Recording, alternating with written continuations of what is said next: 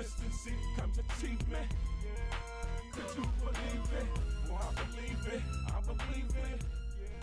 Coming up on Real Talk. Kids is just working it. Twerking, Twerking. yeah. So there you have it. There you have it. You see little 2 and 3 year old, 4 year old, they're learning this early, you know, and by the time they get in their teens, they feel that it's nothing's wrong with it. You know, they seen mom doing it, they seen the sisters doing it, the aunts doing it. It's nothing wrong with it to them. This is normal. And in actuality, it's not. It's a time and a place for everything. Twerking, you can twerk with your husband. I think that's all right. I say it's a time and a place. But With consistency comes achievement. Could you believe it? Well, I believe it. I believe it. welcome to our show, Real Talk. I'm your host, Ameenah. The views expressed here are strictly ours. Take what you like and leave the rest. With me today is my husband, Robert. Welcome. Thank you. Our topic today is what type of effect is TV and music having on our children, who is our future? Since environment and exposure affects our lives, what type of effect is the horror movies, the sex shows, the gangster movies, and the songs, the lyrics of the songs? What type of effect is this having? What type of subliminal message is this sending to our kids? Robert? Say for instance, it's a movie based on gang banging or gang related environments. The effects on the children would be the children would be looking for role models to my belief. And the only way I see that it would be conducive or helpful to those children is if at the end it be something to orchestrate that it was a message in there for those children in order not to gangbang and as to gangbanging, you know. As far as the explicit sex scenes, I just disagree totally with it because to me that would be growing up too fast, learning too much too soon, and not only would they be exploited to it, but they would be promiscuous and wanting to know about it, more about it. The sex movies. Yes. As far as the songs, there's a lot of subliminal messages in a lot of songs, mainly rap, because when the individuals are rapping, they're basically rapping about something that they've done in their lives or someone else has done in their lives, and it's more to the gangster effect, or it's more to the pimping, you know, in their lives or what's going on in the world. Now, don't get me wrong. I understand these individuals, you know, are very articulate with these words, you know, and a lot of rap, some rap isn't, you know, this meaningful. Some rap is it could be taken and used, as I said earlier. To me, it'd have to be an example in the end, you know, to let children know, which is our future, that certain things amongst the raps is not tolerated. But if this is their life that they're living every day, this is what they see, this is who they are, how is it not beneficial? What type of ending would they have to have in order to know that this is unacceptable behavior, something that you don't want to actually do in your life is unhealthy? Well, the message that I would believe that they would have to have in the end in order not to do it is, say for instance, if it's using firearms, the end message, in order for some to live, some have to die. And that would be your message, that would give them a more broader outlook on what the end would be like. What did you say? If what now? Somebody has to live in order to die? What? Some have to die in order for some to live. That's the message that... Right. In other words, basically what I'm trying to say here is, if the example is set where, you lose one, and that's the example, for the children, in order to let them see that, you don't always be the successful in the end when you're gangbanging, that, there's borderlines to everything, and boundaries, and that would be one of your boundaries, letting the younger future know that there's no winning when it comes to using guns and violence, because there's other entities that's totally against it, as well as the adults. Anyone that that's looking for a peaceful and workful environment. Okay, what about the horror movies? The cutting up of the bodies, the cutting off of the heads, the splitting people in half. What type of effect is that having on young minds that's allowed to look at this thing? Or even not so much young mind. When I say a young mind, I'm referring to 3 and 4-year-olds. But that's something that that would scare them to death. So we're talking here about teens. What type of effect is that having, cutting somebody's head off? Well, as I watch TV today in this world, and a lot of the children as well as adults is really taken to a lot of violence in these movies, and again, it wouldn't be conducive, because you have some younger toddlers, they get a glance for these movies and they have nightmares, and they can't sleep, and anything that look familiar to what they seen on that show, it scares them.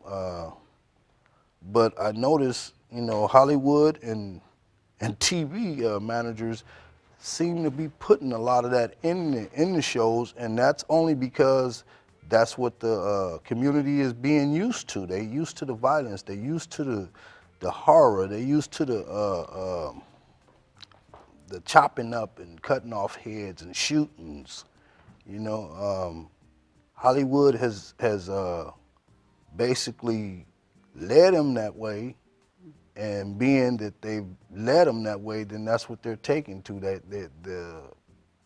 I figure us as humans is habit forming, and being habit forming, if I sit up and I watch horror movies and sex explicit movies and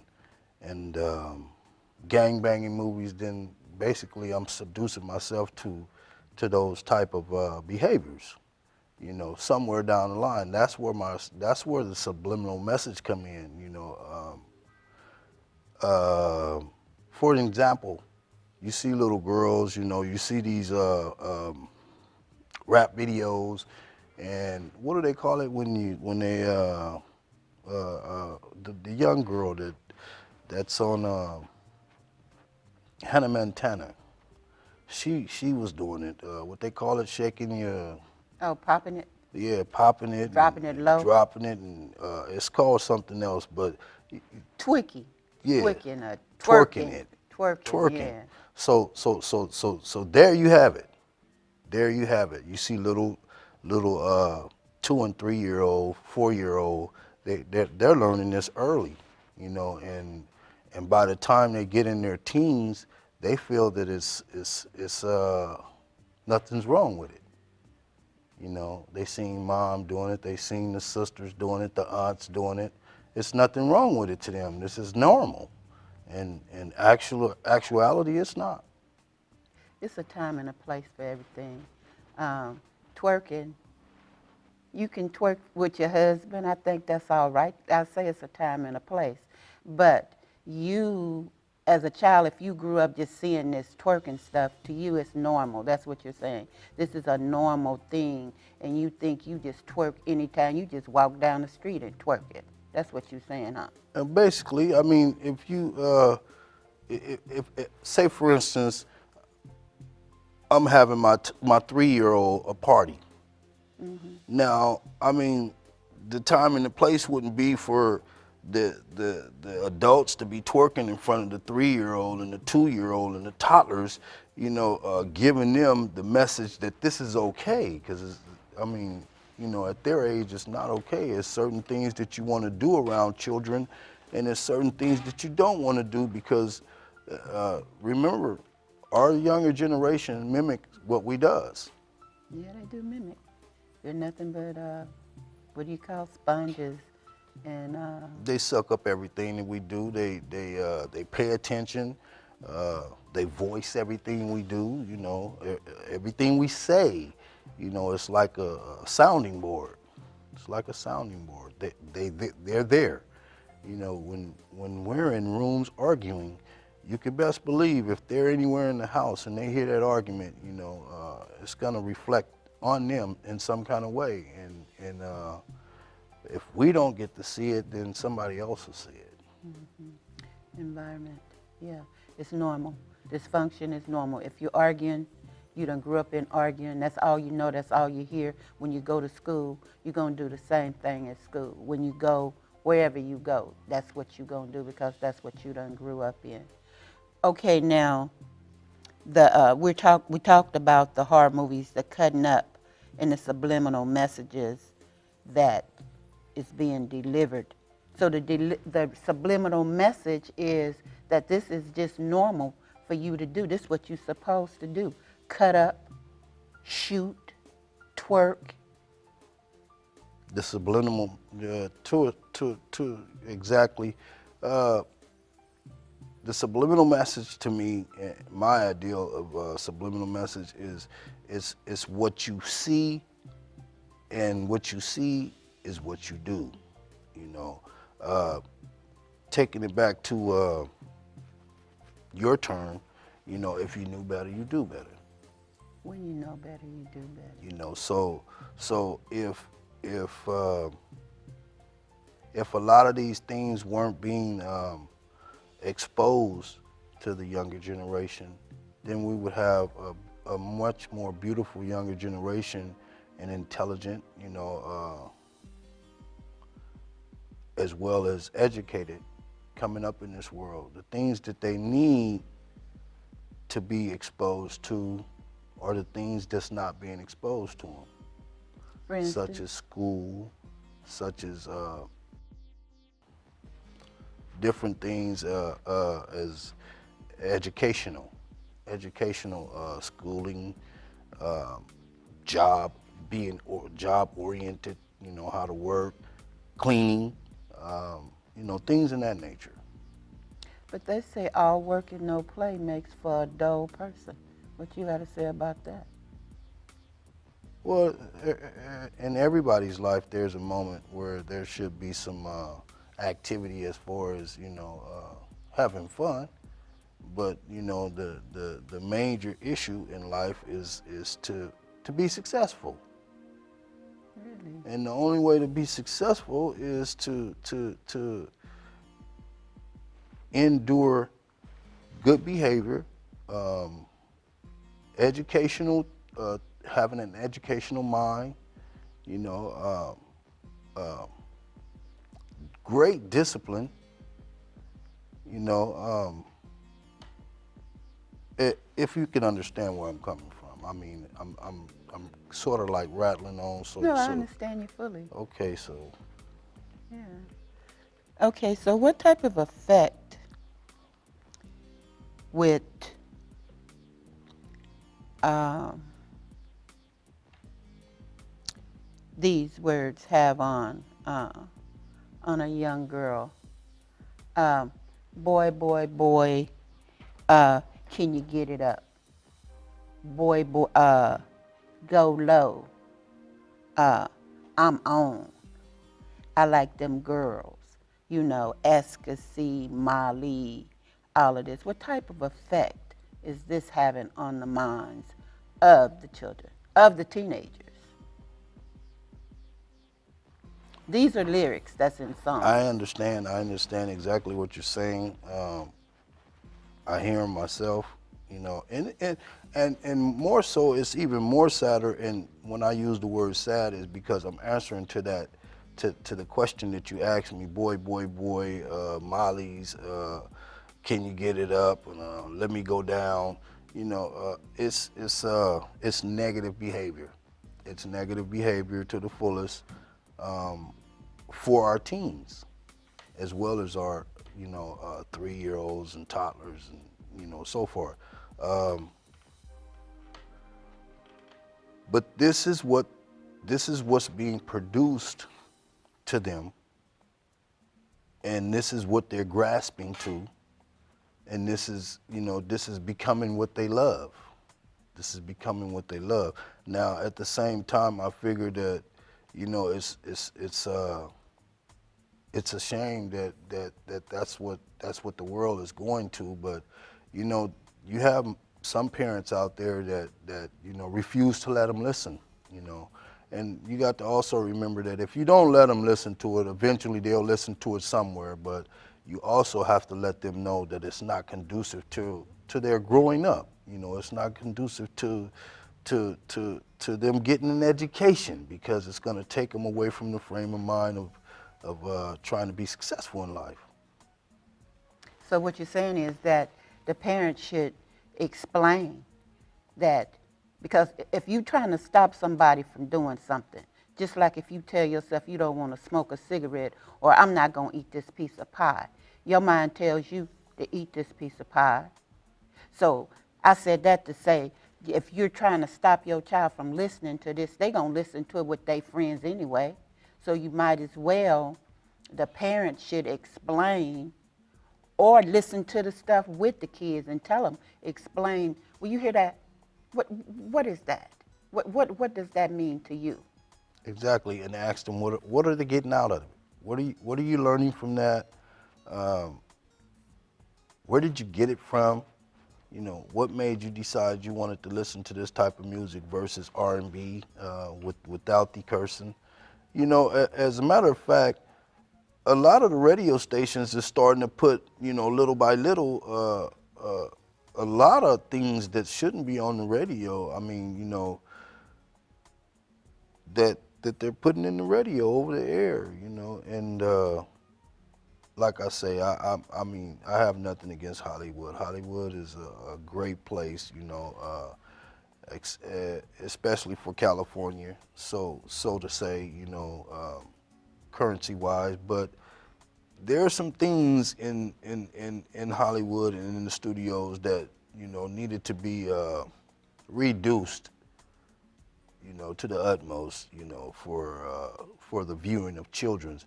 And I understand that they put it out there, the graphic nature of these movies and these songs, you know, don't let the children listen to it. But how can we always stop them? We can't. Well, you know, that's like the parent's job. It's hard, especially if you're a working single parent, a mother, trying to raise your children and you work swing. Basically, you really don't have that much control over what your child is looking at on TV, or basically what your child is doing while you're not there. So, but on the times when you are there with your child, you can, like you said, you can sit there and explain to them, because this type of world that we living in it's a money world. It's all about the dollar bill, who can make the most money, and that's all it is. That's what Hollywood is. Who can get the most money? Whose song sounds the best is gonna make the most money. So it's no way that you're gonna stop this stuff, stop these lyrics, stop this dropping it low, boy, boy, boy. That's just how it is. But as a parent, the parent is just gonna have to take the time to sit there and try to explain to their kids the best they can. We'll see, excuse me for rudely interrupting, but you're right. You're absolutely right, and that's what it's going to take. You know, as a child, when I was younger, I noticed that, you know, children seek a lot of attention, and when they don't get that attention, then wherever they can, you know, seem to grasp hold to any attention from anybody, they tend to do that. You know, so the parents, my suggestion for parents today is to, at the young age, the toddler, the 5, 6, 7, 8, 9, all the way up to the teens, give them that attention. Don't always come home from work and, you know, just because you're home from work, it's your time now. It's not actually all your time. You know, you might have a child that needs, you know, you to help them do homework. You know, set scheduled days, scheduled times, you know, for them to give them their time, because once you're giving them their time, then they understand that not only is you giving them time, they have to give you some time. And in the process of them giving you some time, then that's when you get your point across on what you really want them to do. That's good. The fact that you said the parent needs to do this and they're a working parent and they're tired and they don't feel like doing it or they don't have the energy to do it. That's how the TV comes into effect. That's how the TV is teaching basically the child, the TV in the music is teaching what the parent is not capable of doing, is too tired to do. They just tired and they just can't do it. So the TV is taking the place of the parent. That's why it's having such a great effect on the minds of the kids, because it's the parent. I agree to disagree, due to the fact that maybe I didn't understand you when you said it's the parents that's not giving them the time. No, I said the TV and the music is the parent. Oh, okay, now I understand. Okay, I understand clearly. I just didn't understand basically what you were saying. Yes, it is. It's playing the role of the parent, right? And that is exactly what it does, because they get the attention out of that, you know. And then, say for instance, they go to school the next day and they seen, you know, some young individual on TV twerking it, and then they want to try it, and they, you know, go, you know how children is. They'll go in the bathroom and get in the mirror and, you know, oh, let me see if I could do that, and things is like it's changing. The world is changing. I mean, and don't get me wrong. I don't wanna badger Hollywood. I don't wanna you know, speak down on these people, you know, but I can say this: the things that they do on those shows, or the things that they do on those videos, or the words that they use on those CDs or whatever and albums, it could be more conducive to these children too as well. And see, because the children are mimicking what they do and say.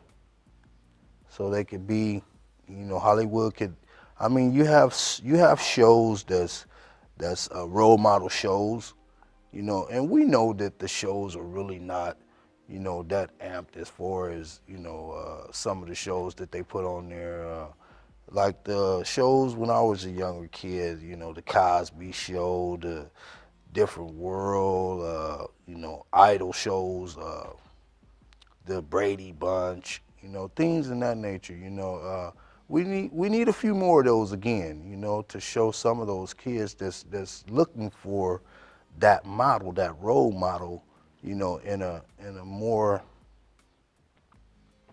positive way to be led, you know, as you said, you know, that the TV and the stereo is being more of a parent today.